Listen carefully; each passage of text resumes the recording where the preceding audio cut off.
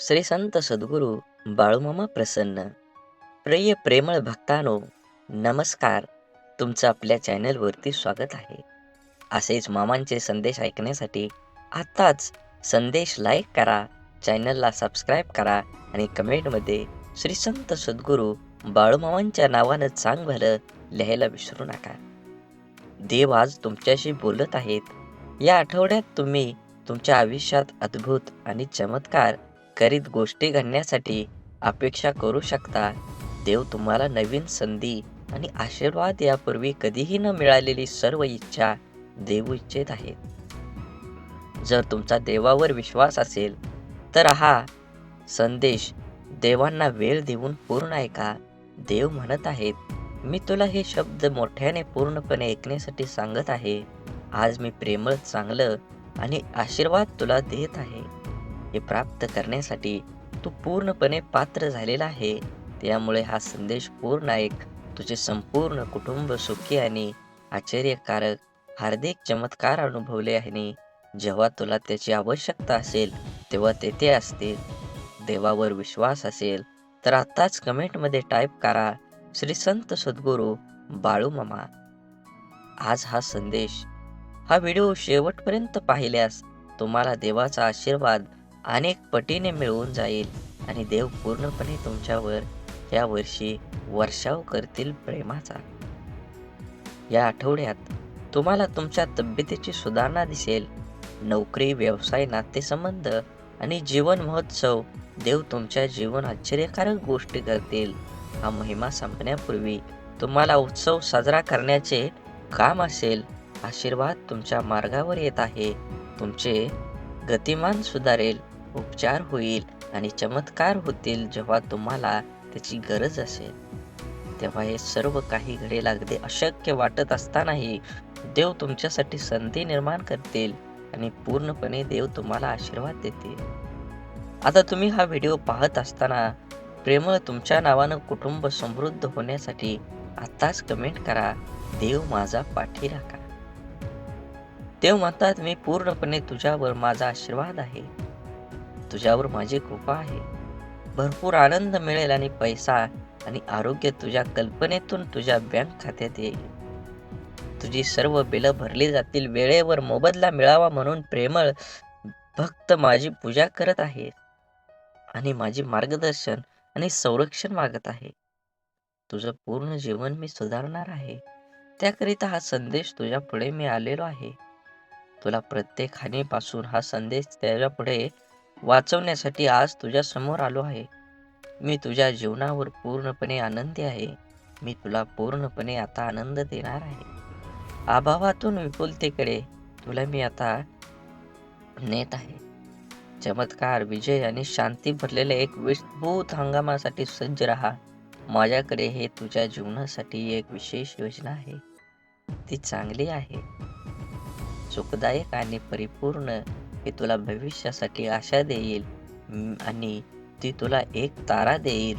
तुला आता पूर्णपणे तुझ्या भविष्यासाठी आशा देऊन तू आता पूर्णपणे तुझ्या मनापेक्षा जास्त मिळेल. देवावरती विश्वास ठेवा आणि आजचा हा देवाचा संदेश वेळ काढून ऐका. देवाने तुमच्यासाठी हा संदेश तुमच्या समोर आणलेला आहे. प्रेमळ भक्तांनो, तुमच्या नावाचा आता प्रत्यक्ष गौरव होईल. तुम्हाला पूर्णपणे चांगले आरोग्य मिळेल.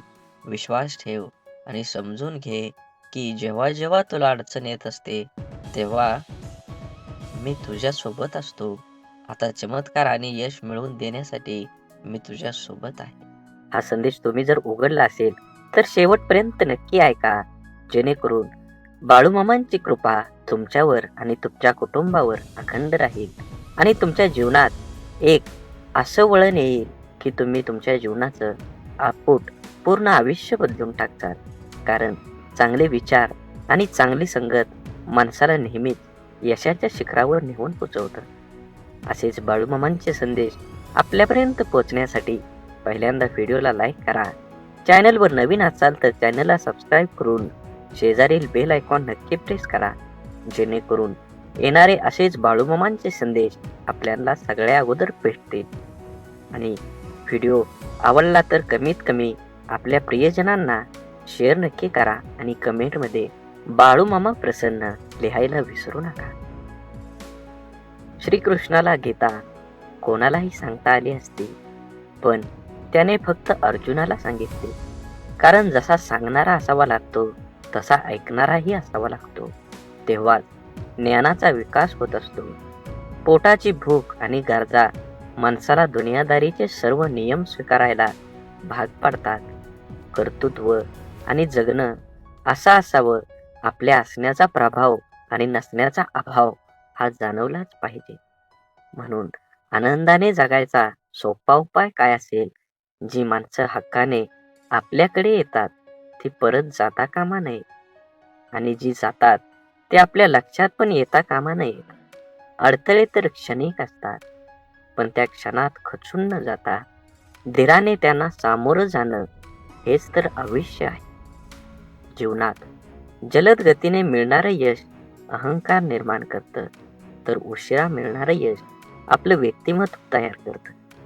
हरवलेल्या वस्तूही सापडू शकतात, पण एकच गोष्ट अशी आहे की जी एकदा हातातून निसटली की कोणत्याही उपायानं पुन्हा मिळू शकत नाही, आणि ती असते आपलं आयुष्य. म्हणूनच मनसोक्त जगा, पण शेवटी लक्षात ठेवा, माणुसकी धर्म हा कधीही सोडू नका. काटा जरी काट्यासारखा वागला तरी फुलानं आपलं फुलणं सोडायचं नसतं. जीवनाचं रस्तं खडतर असलं तरी रस्ता बदलून का होईना, परंतु चालणं सोडायचं नसतं. एखाद्या अडचणीत माणूस कामाला आला नाही म्हणून एकदा जोडलेलं नातं लगेच तोडायचं नसतं. हीच खरी मैत्री आणि हीच खरी नाती. जोडलेलं जपायला जमलं आणि जगणं जमलं हे आयुष्य एकदम सोपं होऊन जातं.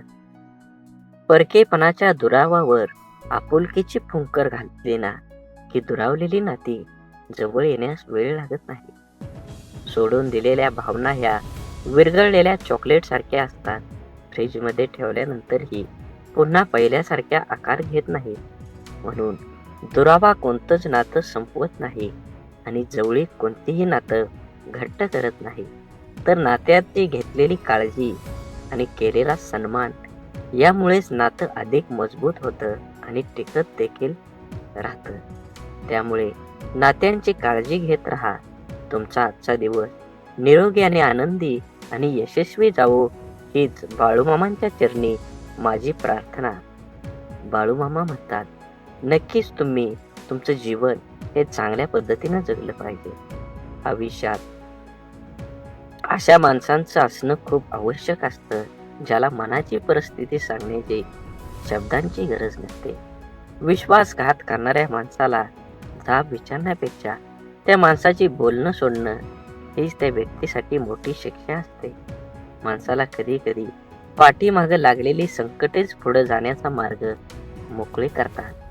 म्हणून कधी कुणावर विश्वास ठेवू नका, आणि ठेवलात तर त्याच्यावर 100% ठेवा. गरजा आणि इच्छा यामध्ये खूप फरक असतो, आणि त्यांचा समतोल साधताना संपूर्ण आयुष्य निघून जातं.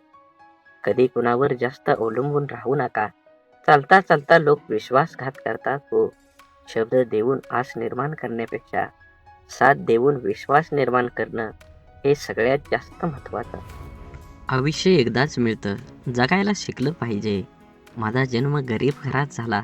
माझ्याजवळ खानदानी संपत्ती नाही, जमीन नाही. परिस्थितीमुळे मला योग्य शिक्षण मिळालं नाही.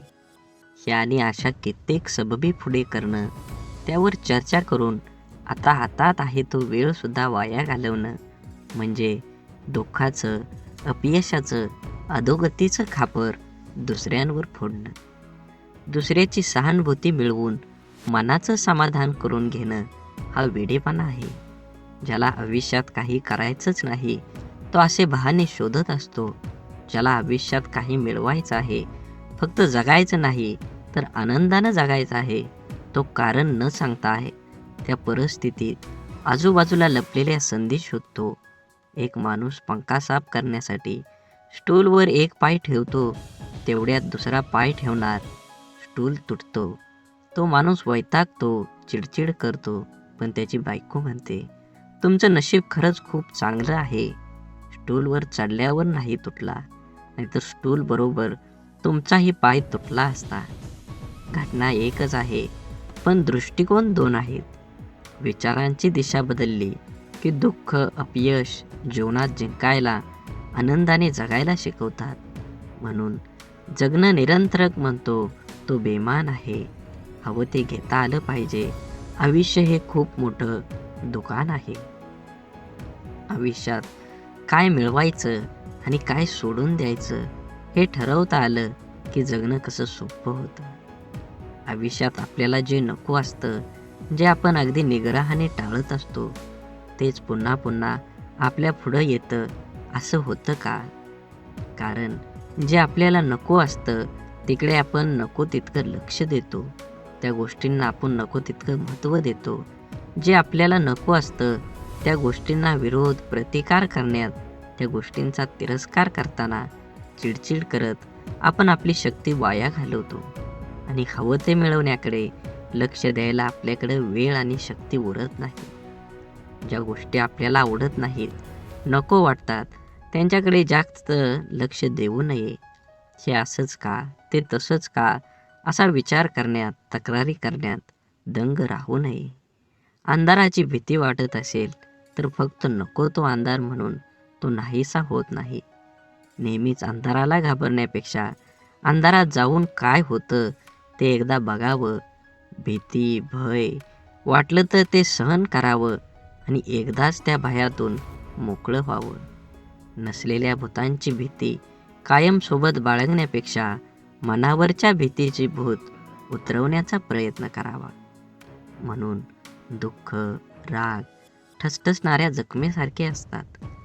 सकारात्मकतेने त्याचा पूर्ण निचरा केल्याशिवाय ते बरे होत नाहीत.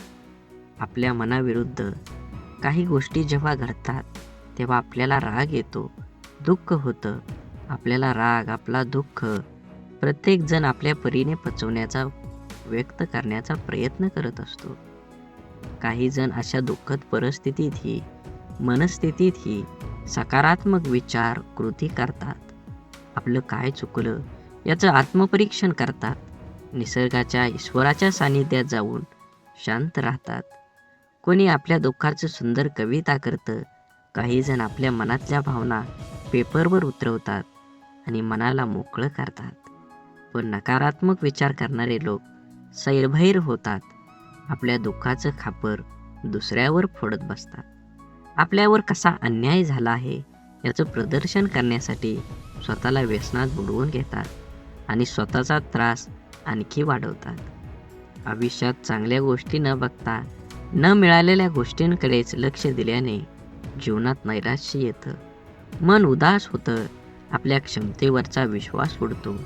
जगण्यातले छोटे मोठे इतर आनंदही माणसाला घेता येत नाही. आयुष्यात आपल्याला हवं ते मिळण्याचे असंख्य अगणित मार्ग आणि पर्याय असतात. आयुष्यात काही मिळवायचं असेल, आनंदात जगायचं असेल तर आयुष्याचं मोल जाणून घ्यावं लागतं. स्वतःची किंमत ओळखता यावी लागते. स्वतःच्या क्षमतेवर, योग्यतेवर विश्वास असावा लागतो. जीवनात यश हवं असेल आणि आनंदी जीवन जगायचं असेल तर आपली मानसिकता ही सकारात्मक असायला हवी. जग जसं आहे तसे ते सर्वांना सारखंच आहे. आपल्यासाठी वेगळं व इतर लोकांसाठी वेगळं नाही. दुःख, अपयशी व्यक्ती या जगातच राहतात आणि सुखी, यशस्वी व्यक्ती ही या जगातच राहतात. मग हा जो बदल आहे तो फक्त आणि फक्त आपल्या मनोवृत्तीचा आहे. जीवनात घडणाऱ्या घटकांकडे, आपल्या समोर आलेल्या आव्हानांकडे बघण्याची आपली मानसिकता यावर सर्व काही अवलंबून असतं. आपलं मन हे सुपीक जमिनीसारखं असतं. त्यात जे पीक हवं आहे त्याचं बीज जर नाही पेरलं तर नको असलेलं गवत आपोआप न पेरता मोठ्या प्रमाणात उगवायला लागतं. म्हणून ज्या गोष्टी आपल्याला हव्या आहेत त्याचंच बीज आपल्याला पेरता यायला हवं. ज्या प्रकारची माहिती आपण वाचतो, ऐकतो, बघतो त्याचप्रमाणे आपली मानसिकता तयार होत असते. म्हणून जीवनात चांगली माहिती वाचण्याची सवय मनाला लावणं हे खूप आवश्यक आहे. हे असं असावं ते तसं पाहिजे अशा उणिवा काढून कुरकुर करत असण्यापेक्षा आपली मानसिकता सकारात्मक करून जीवनाचा पूर्णपणे आनंद घ्यायला हवा. जीवन हे क्षणभंगूर आहे. जीवन एकदाच मिळणार आहे. म्हणून जीवनाचा परिपूर्ण आनंद घ्या. परिस्थिती हाताळण्याचं कौशल्य असले की माणूस जीवनात हार मानत नाही. आपण ज्या परिस्थितीत आहोत, ज्या परिस्थितीत का आहोत याची अनेक कारणे आपण देऊ शकतो. कारण देणं सोपं असतं, कठीण असतं ते कुठलंही कारण न सांगता लढणं. कसं जगायचं याचं 2 मार्ग असतात. पहिला मार्ग म्हणजे परिस्थितीसमोर हार मानून सोडून देणं. दुसरा मार्ग म्हणजे काहीही कारण न सांगता लढत राहणं. एकदा 2 बेडूक रस्त्यानं उडत चालत होते. एकदम चक्रीवादळ आलं आणि त्या बेडकांना उचलून एका पातेल्यात टाकलं. त्या पातेल्यात दूध होतं आणि ते पातेलं होतं चुलीवर. दूध गरम असल्या कारणाने पहिला बेडूक म्हणतो, आता आपण बाहेर जाणं शक्य नाही, आता आपण मरलो. म्हणून त्यानं उड्या मारणं सोडून दिलं. पण दुसरा बेडूक अतिशय आशावादी होता. त्यानं त्या दुधामध्ये त्या भांड्यात उड्या मारायला लागला. भरपूर वेळा उड्या मारल्या तरीही तो आशावादी असल्यामुळं बराच वेळ उड्या मारत राहिला. गुदमरून मारण्यापेक्षा स्वतःला सिद्ध करायला तो उड्याच मारत राहिला. त्या उड्या मारण्यानं एका माणसाचं त्या बगुल्याकडे लक्ष गेलं आणि त्या बेडकाला काढून त्यानं बाजूला केलं. या गोष्टीवरून अनेकदा आपल्या नियती अशाच परिस्थितीमध्ये आणून सोडून देते. त्या परिस्थितीत आपण रडत बसून जगायचं की प्रयत्न करून लढत परिस्थितीवर मात करून जिंकायचं. आनंदी जीवन, यशस्वी जीवन जगायचं हे आपलं आपणच ठरवायचं असतं. आपला सर्वात मोठा शत्रू म्हणजे भीती, भय. आपण जर इथलं राहिलो तर वाटेल तो आपल्याला दडपण्याचा प्रयत्न करेल. म्हणून माणसाने नेहमी निर्भय राहण्याचा प्रयत्न करावा. ज्या गोष्टीबद्दल आपल्याला मनात भीती निर्माण होते ती गोष्ट करण्यास आपलं हातपाय हिम्मत करत नाही. जी गोष्ट आपण सहज करू शकतो ती सुद्धा आपण संशय भीतीपोटी गमावून बसतो. रिकाम्या भीतीमुळे आपली शारीरिक व मानसिक दोन्ही क्षमता कमी होते. त्यामुळे आपण स्वतःवर दुःखी, कर्तव्यशून्य होतोच, पण त्याचबरोबर आपल्या सहवासातील व्यक्तींनाही नाउमेद करतो. जेव्हा आपण एखादी गोष्ट करण्याबाबत निश्चय दृढ करतो आणि त्यावेळेस आपलं सहकारी बोलतात की मला नाही वाटत तू हे करू शकतो, मोठ्यांना जमलं नाही ते आपल्या सामान्यांना काय जमणार, तेव्हा यांना नाउमेद करणाऱ्या विचारांचा परिणाम आपल्या मनावर होऊ दिला नाही तर यश हे आपलंच असतं. निश्चयाची, निर्भयतेची, आपण करू शकतो या भावनेची शक्ती अफाट असतं. एकदा का मन निर्भय झालं की दुबळे अशक्त शरीरही अफाट कार्य करू शकतं. जिवंत असून पुतळ्याप्रमाणे जगण्यापेक्षा मेल्यानंतरही जिवंत राहिलो पाहिजे असे कर्तृत्व निर्माण करता आलं पाहिजे.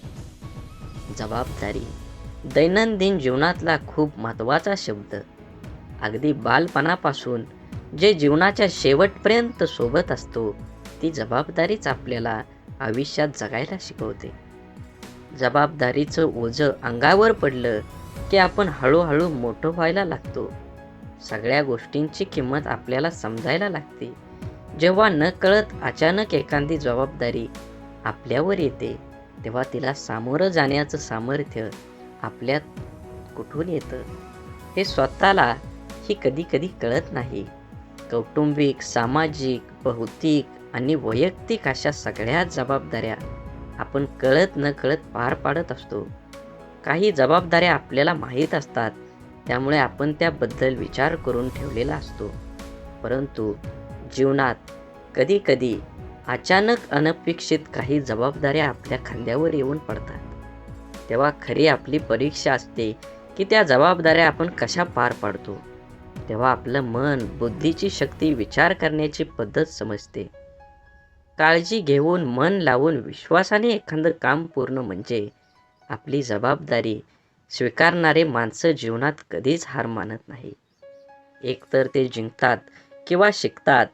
जबाबदारी स्वीकारली पाहिजे.